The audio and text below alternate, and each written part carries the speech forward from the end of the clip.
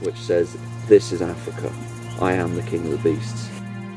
This lion, or the king of beasts, but its habitat, its kingdom, is shrinking.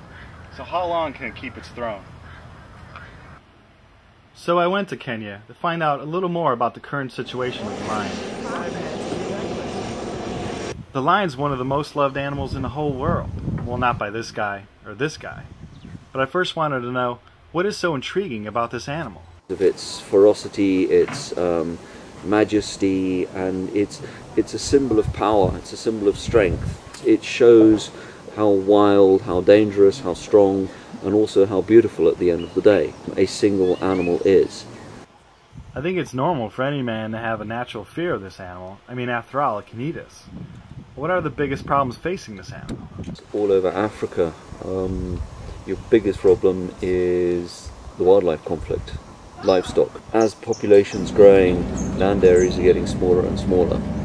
People, they may not be able to afford the livestock, but it still means that the wild areas put aside for your cats and your predators in general are getting smaller and smaller, which means, especially in the dry season, you got more and more predators getting squeezed into that same area, so their food source is not as large, so they end up starting to kill domestic goats and sheep and cattle, and then they in turn end up getting killed themselves. I mean, it's not just they go after the one lion which got into the boma last night. They'll go and put strychnine down in the waterhole, and they'll wipe out a whole pride.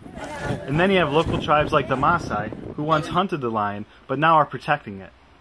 And cats are really very, very important. We go to the Maasai settings, they used to can kill them, but these days we have really stopped hunting because of the fact that we have seen really what is attached to them. So how many of these cats are left out there? Like the tiger, it's pretty much impossible to get an exact head count. What is known is that their populations have dropped around 50% only within the last 20 years. Some people feel that population sits at 40,000, others as low as 15,000. All experts can agree these are extremely low numbers. It wouldn't surprise me within the next 10 or 15 years that CITES puts out a warning against your lion, simply because our populations are growing, and it comes back to, again, our population grows, there's not enough land mass, they're going to start getting pressured, prides are going to start conflicting with each other, and at the end of the day we'll end up the same as your tiger, we'll end up with no predators.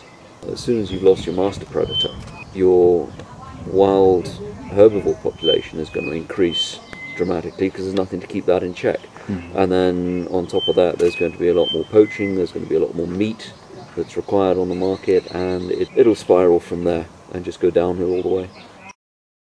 So with all this unfortunately true gloom and doom talk, what can be done? What are people doing in Africa to save this animal?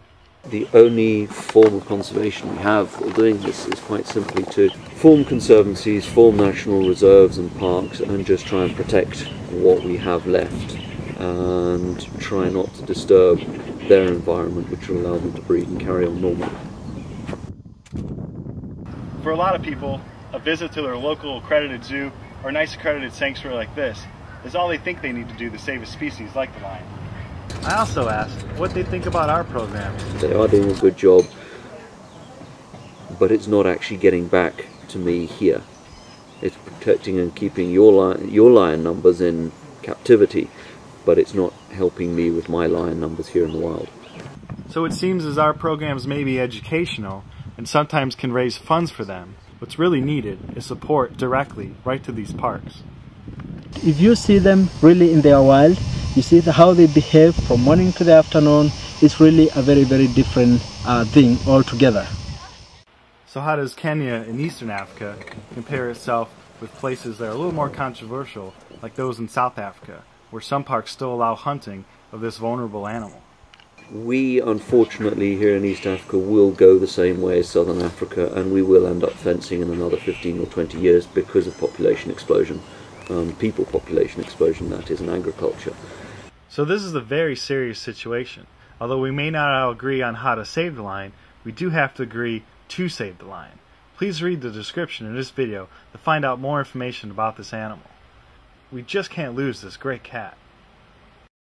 But I personally feel at the end of the day there's nothing like driving up as a tour guide seeing a pride of lions or something and be able to go up to them and watch them, even if they're just lazing around under the bushes, or if they're moving off to hunt, or if they've actually killed and they're eating. There's just something about that power, that sheer size and that muscle, which says, this is Africa.